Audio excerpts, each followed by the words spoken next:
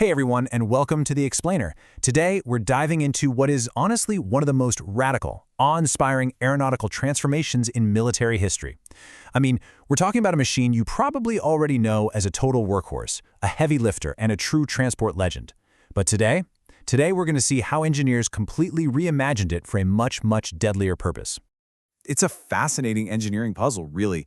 Think about it. How do you take a massive 52-foot-long transport helicopter, one specifically designed to haul immense amounts of cargo and troops, and somehow convert it into a frontline gunship built to just completely neutralize threats? Well, it requires fundamentally changing the very identity of the aircraft. You have to strip away its core purpose just to make room for pure, unadulterated firepower and survival capabilities. Okay, let's dive into this staggering contrast. Think about the standard payload of a typical Chinook for a second. You've got massive cargo capacity and enough room to comfortably seat up to 44 combat-equipped troops. But then you look at the armed Chinook, and its payload is restricted to just a tiny 5-man troop limit. Why such a massive drop?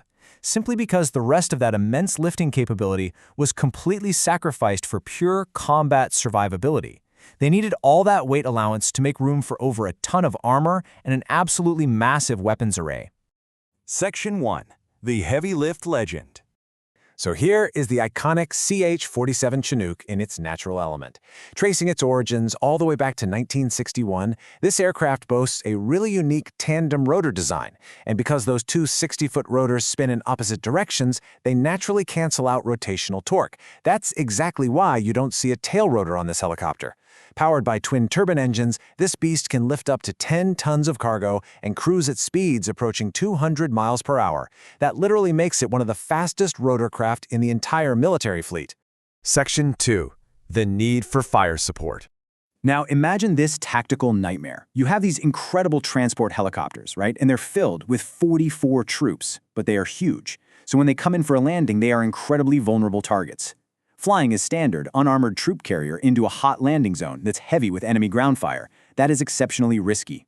The military desperately needed a solution to clear these zones before those troops ever touched down. And this brilliantly illustrates the solution. The official mission of the armed Chinook is laid out in its familiarization manual, is stated crystal clear.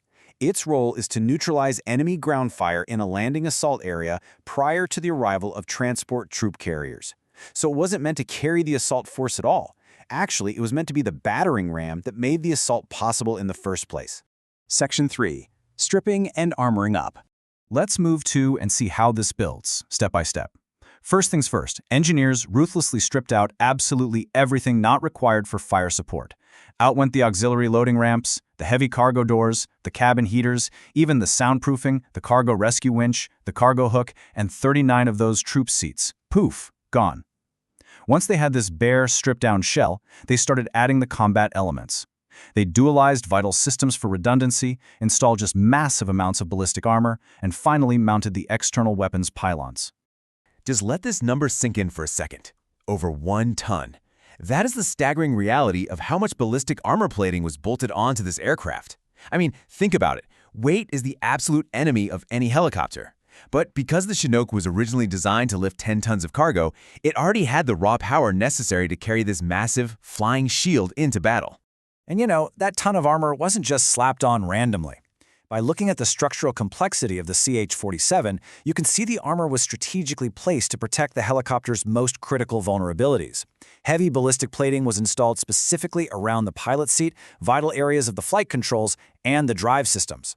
The whole setup was deliberately designed to withstand direct hits from heavy .50 caliber ammunition. But hey, survivability isn't just about deflecting bullets, right? What happens if the aircraft actually does take a critical hit?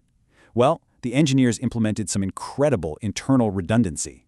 They added a specialized combat interphone system, a fuel fire suppression system, and 2 cross-feed fuel shutoff valves to prevent catastrophic fires. They also dualized the vital systems, meaning if one system failed under heavy fire, the backup would immediately take over, ensuring the aircraft could take a punch and keep right on flying and fighting.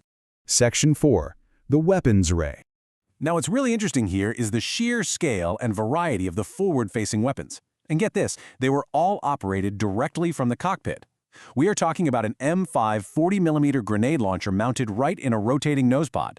Plus, on the side weapons pylons, they could mount XM-18 7.62mm machine gun pods, XM-159 2.75-inch rocket launchers, or even devastating M24A1 20mm automatic guns. The pilot wasn't just flying this thing, they were directing an absolute wall of heavy ordnance. But, as we know, the threat in a hot landing zone comes from literally all sides. To achieve true 360-degree threat neutralization, the armed Chinook utilized 5 dedicated gunners. 4 of these gunners were stationed in the cabin area, securing the flanks from 2 windows on each side. They were equipped with either an MM2.5 caliber or a KM60D 7.62mm machine gun on flexible mounts. Then, the 5th gunner was stationed aft, right on the rear loading ramp, with a similar weapon. This guy was positioned specifically to protect the aircraft from trailing fire as it departed the assault area. Okay, here is that massive number again, 1 ton plus. But actually, scratch that. This time, it doesn't represent the weight of the armor. This represents the sheer weight of the expendable munitions carried on board just to feed that massive weapons array. We're talking about over a ton of bullets, rockets, and grenades packed right into the cabin, all ready to be unleashed in a matter of minutes. That is just wild. Section 5. The ultimate flying gunship. So the crucial point is this. The armed Chinook represents a truly unique apex in aeronautical design. By taking a frame built for unmatched transport capability and then burdening it with over a ton of armor and over a ton of ammunition, engineers successfully created a heavily armored, self-sufficient gunship. And the crazy part? They did it without completely sacrificing the aircraft's legendary speed and agility. It really is an enduring testament to the fundamental brilliance of the original CH-47 design. Which leaves us with this final thought to ponder. We've seen how the Chinook platform can adapt from hauling crucial humanitarian supplies all the way to raining down suppressive fire in a combat zone. So, when a single machine is engineered to flawlessly master both life-saving transport and devastating fire support, what limits remain for the rotorcraft of tomorrow? Thank you so much for joining me on this incredible exploration of the armed Chinook, and I'll see you in the next explainer.